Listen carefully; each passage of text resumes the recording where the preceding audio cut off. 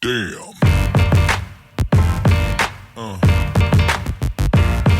Yeah. Yeah.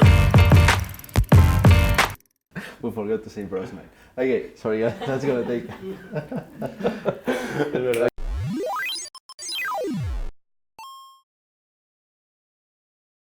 Man, that's also a really hard question because this is a love-hate relationship with our work. You know, because there is like a really great hype when you are doing a project, a personal project. You know, you're super excited because you jump into a new format, you are gonna build something, or you're gonna do something different from the daily work. So you get super excited. And it may take you like a year to finish it or to accomplish it, and once you finish it, you are already like falling down, you know, you're already depressed, thinking that it's not good enough, and then you just want to start a new one because you already finished it. So a favorite project, I mean, almost all the personal projects are special for us, you know. I mean, in the exhibition there is like a really important part for the What's Inside series. There are all those big characters that are opening. I mean, this is a great project for us. It's kind of our trademark, but somehow all individual personal projects for us are important. Yeah, and that's because we create the personal projects in our spare time. So every time we finish one of them, it's a kind of success in the studio because we had the time to build one of our personal ideas. So to make it happen. Yeah. All of them, we love all of them. Of course, the new stuff we just created for the exhibition here in Taipei. We're really proud of. Yeah, like the robot, the sandwich, you know, those are really like dreams come true. You know, you make them, you're happy, you see them, you see people using them. So yeah, maybe, I mean, we're seeing that we can name one. Maybe that's one of those projects. Yeah, and another project we really love, commercial project, a collection of characters, vegetable characters, that they were used to build the identity of the brand. It's a restaurant in the States called Beef Stick, and it's specialized in healthy food. It's just you can go there and have a nice bowl full of vegetables and rice, and it's a kind of oasis inside the city. No? We gave them the pattern of the characters, and then they apply it into the space. They have like walls into the restaurant, and they apply it into the glasses, into the different products. So you see your characters going into the next level, right? And people can interact them into many different ways. And it's a space, so it's like it's something that physically, it's physical there, you know? People actually can touch, and it's really interesting. And it's a brand, and it's one of those, it's a chain. It's like a restaurant that they're gonna have like different restaurants. It's really exciting because we always think that if we die, you know, our characters are gonna last longer than us if this restaurant gets success, you know, because they're gonna be there, you know. And these things makes us feel happy because we create so many characters that some of them they just disappear because we don't have either time to create new stories about them, or it's no interest on them. So when you create when you work on a project of this level, you know, that you just give them the characters and they start giving them new opportunities, those are really exciting for us. And they are not only applying them in a two-dimensional volume, they are applying them in different formats. So that's a really... Yeah, and you have really interesting feedback from the people who goes to the restaurant. It's different from creating an illustration for a magazine, no? The people just pass the paper and forget about it. But when you create something physical or into a space, the people goes there and spend some hours there and start to watch everything. And sometimes in our socials, suddenly we find someone who has been there eating something and taking photos at the pictures and discovering all the details we put there. So yeah, or they find their own stories. Some people complain because they think they are maybe too aggressive or they don't understand the real meaning. So it's really interesting. It creates like a conversation. It doesn't matter who made the illustration, but it's more about the conversation or communication that creates from that point.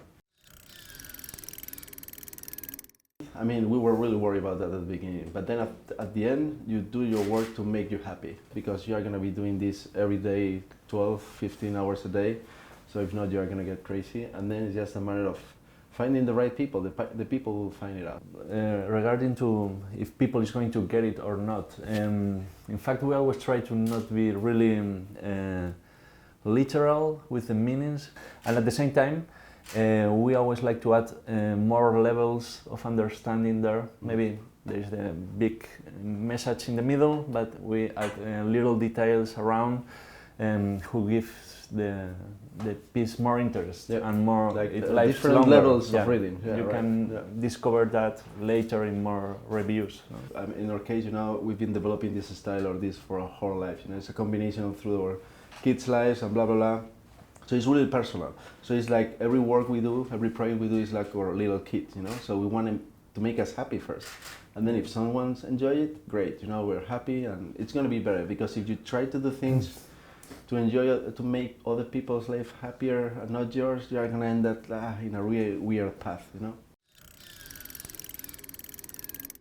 I mean, usually nowadays when they come to us, they made a previous effort to look for different people, and when they call you, it's because they really like your style and they trust you. It doesn't happen all the time. Sometimes they reach out people that they love your style, but they want you to do something different. Then you gotta learn to say no. I mean, that was a really tough decision for us at the beginning, but there is a point where you gotta reject projects because they don't fit your style. And if you're in the middle of the project and suddenly things doesn't work, the same. If you feel that there's no chemistry, you gotta step out and be brave and say, hey, you guys, this is not working. I mean, it's really tough because you're scared sometimes, you think they're not gonna call you never again. There are like a lot of doubts there, because you think you are gonna ruin your business. But the truth is that you gotta be loyal to yourself. Even if it's in the middle of the project, and if there is something that is not working, it's better to say it, because if not, you're gonna end up being there for a week, a month, doing something that you hate, and it's really burning yourself in. So you gotta say it, and then there might be some new communications or new redirection of the project, because things can happen. I mean, you gotta the client might have a visual in their head, but when you propose your idea, they might not fit 100%, and sometimes things here is really relative. So I may like it, but they may not like it, he might don't like it. So it's really hard also to explain some things because it's just a visual aesthetic. But yeah, you gotta learn to step out and say, hey, things are not working here. We should reconsider that.